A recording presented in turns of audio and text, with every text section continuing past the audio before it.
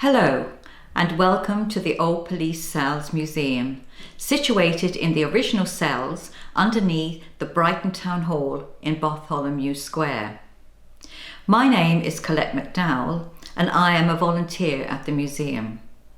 The subject of my talk today is an amazing trailblazing woman named Mary Hare, 1860 to 1945. Born in 1860 London, Mary was one of 9 children whose father was an engraver. These mid-Victorian years, roughly 1837 to 1901, involved Britain undergoing the rapid development that involved the country changing from a rural agricultural society to an urban industrialized one. There was a massive dislocation of people moving from the land-based lifestyle to work in the expanding cities. People were attracted to the rapid emerging factories that were the heartbeat of this industrial revolution and were to find themselves immersed in all the economic and social exploitation that was to be associated with these changes. It was to take many years for both government and people to adjust to the new conditions, and it was amid these tumultuous political and social changes that Mary Hare developed as an individual. Mary's recognition of the surrounding social inequalities was clearly formed, and during her long life she would contribute a rich and lasting impact on the advancement of equal rights for women, also the education, inclusion of deaf and dumb children, initiatives that continue to this day. When reviewing her life's work, this early awareness of social injustice and recognition of the vulnerability in society is expressed when at the age of 23, based in her mother's London home, she opened a small school for deaf and dumb children.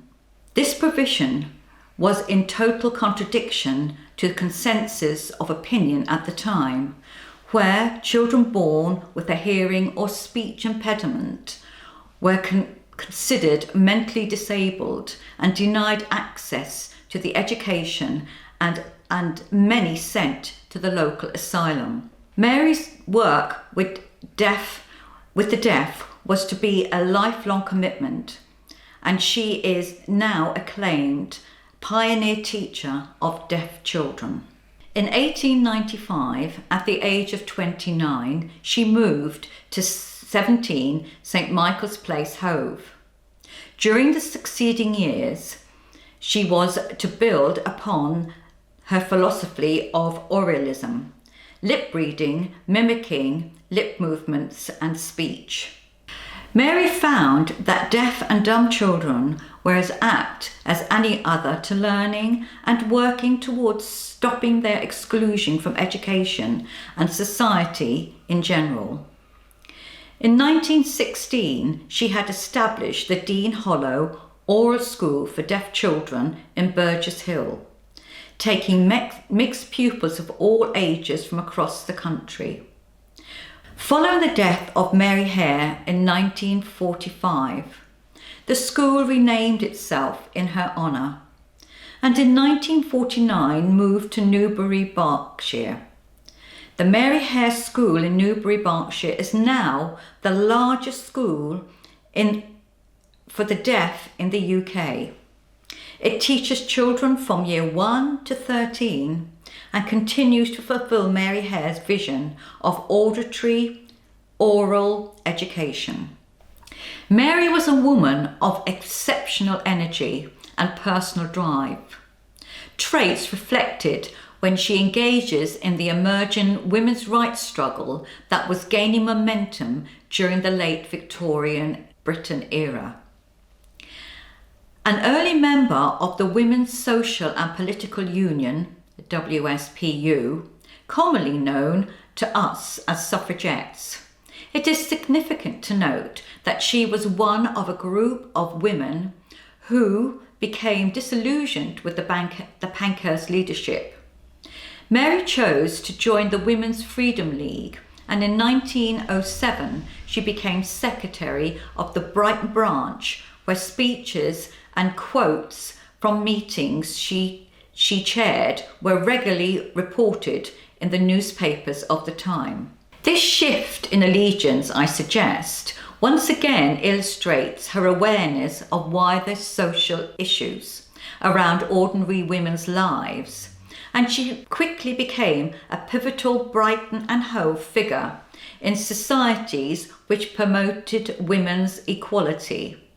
In 1911, as president of Brighton's Women Cooperative Guild, she gained notoriety for being one of the women who spoilt her census form by scribbling, "Women do not count, therefore will not be counted." In the macro-parliamentary arena, throughout the 1900s, number of suffragette bills were presented, and although rejected, they not only kept the issue of votes for women in the public eye. By the outbreak of war in 1914, a clear popular awareness of support was emerging.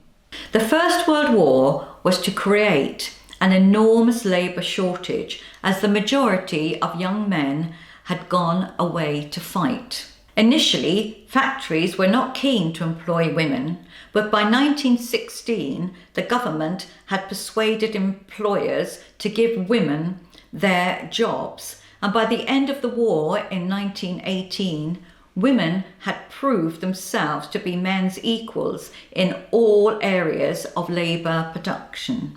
The nationwide recognition that women played a huge role in keeping the country operational and able to fight was to be the impetus behind the Representation of People's Act 1918. Not a universal right to vote for all women, but the first step in the acceptance of equals and not the inferior sex. It is during these war years, 1914 to 18, that Mary Hare was to emerge as one of Britain's first policewomen. The wide social impact of war was quickly felt across the country, and in early 1915, Mary Hare decided that Brighton needed an all-female police force to support the work of the men. It is significant to note that the formation of Mary's Women's Police Volunteer was very much without local constabulary support, and the then wonderfully named Chief Constable Gentle of the Brighton Police informed the Brighton and Hove and South Graphic that he disapproved entirely. He further noted that there was already an official sanctioned women police patrol. These were women of position in the town and were happily operating within the guidelines set down by the male police. The social and subtle political divide is stark when looking at the duties of the official women's patrol. The graphic article note that they were solely to give proper advice to young girls in the town and to establish clubs, if possible, for their social benefit.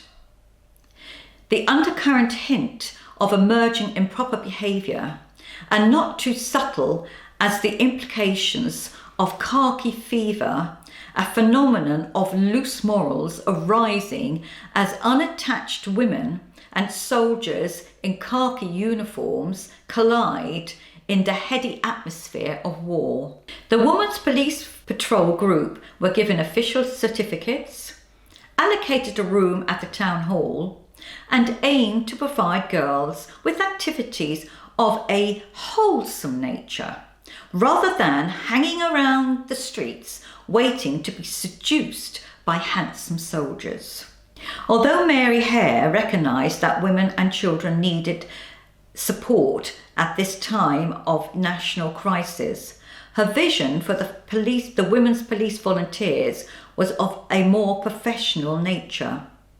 Her group were organised to a military degree.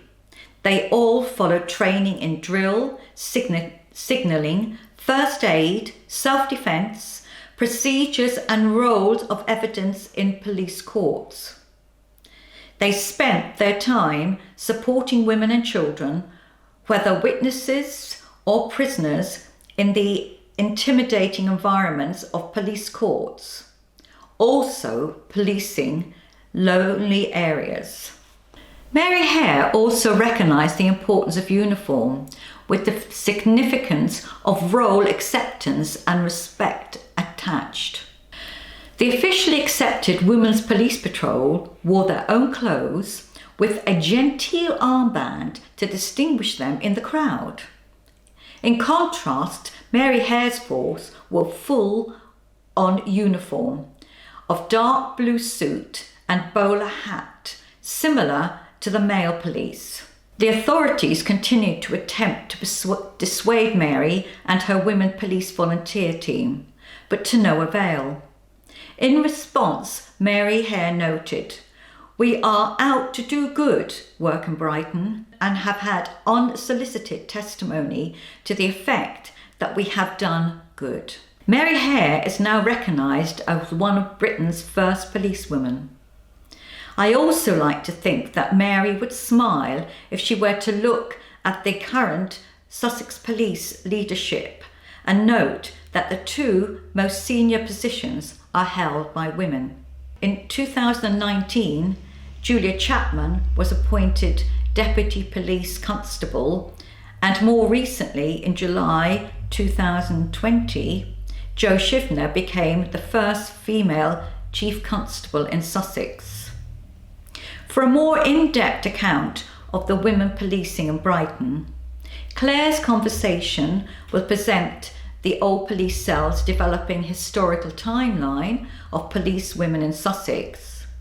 Also, Wendy's talk presents Hazel Lane, who recalls her Brighton and Hove-based policewoman career during the 1960s. In her will, Mary Hare notes, "My efforts on behalf of the deaf have been my greatest joy in life.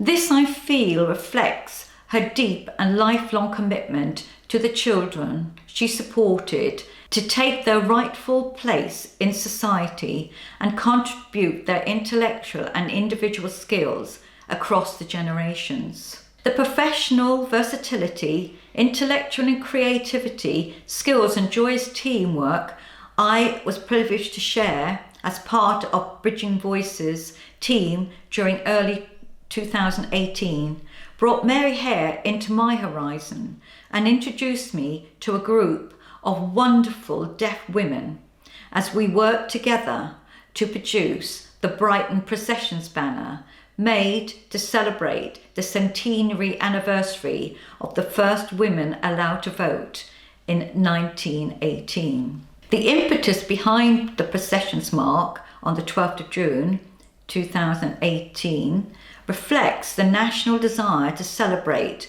not only the memory of women like Mary Hare, who pursued equality for women during the 1900s, but to recognise the acclaim and invaluable contribution today's women make in the modern world. To achieve these aims, Artichoke was asked to commission 100 artists from across the 3 nations of Great Britain to produce a community-generated banner which would be carried by tens of thousands of women wearing scarves of green, white and violet, who took to the streets in Belfast, Cardiff, Edinburgh and London. Armenia Mudwali Rawlings was commissioned to produce the Brighton Banner, and as a deaf artist, she notes, "I was determined from the start. I wanted to do something that integrated deaf and hearing women." She shares that a large part of my philosophy is about sharing opportunities to communicate across boundaries and to increase awareness of the barriers of communication and thought in creative activities.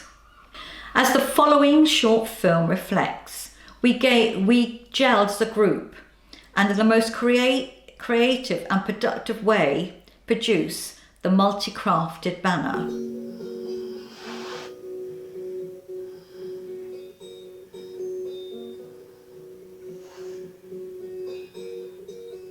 Today I'm working with the volunteers based in Brighton.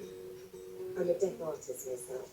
I'm working on a collaborative project with deaf and hearing women. Of course there have been some communication barriers along the way, but actually through the creative process those have fallen by the wayside.